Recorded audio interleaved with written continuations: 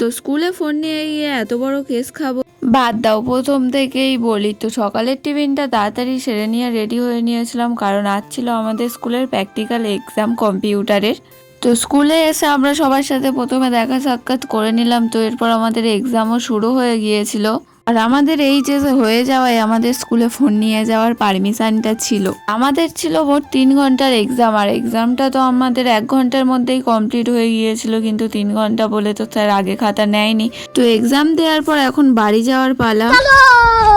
আজ সন্ধ্যা আমাদের বাড়িতে বানানো হচ্ছে পরোটা। তো এই পরোটাটার নাম দিয়েছে তুলতুলে পরোটা। হ্যাঁ, আমারও নামটা অদ্ভুতই লেগেছিল, তো এর কারণটা বলছি পরে। আর এই পরোটার সাথে রয়েছে তো গরম গরম আলু ভাজা। তো এই পরোটাটার নাম এমন হওয়ার কারণ দেখো পরোটাটা কতটা নরম হয়েছে, মানে একটা হাতের মধ্যে চলে আসবে একটা বড় পরোটা, তার জন্যই হয়তো এর নামটা দিয়েছে তুলতুলে পরোটা। আর এটা সত্যিই খেতে অনেকটা নরমও হয়েছে। তো শেষ পর্যন্ত ভিডিওটা দেখার জন্য থ্যাংক ইউ।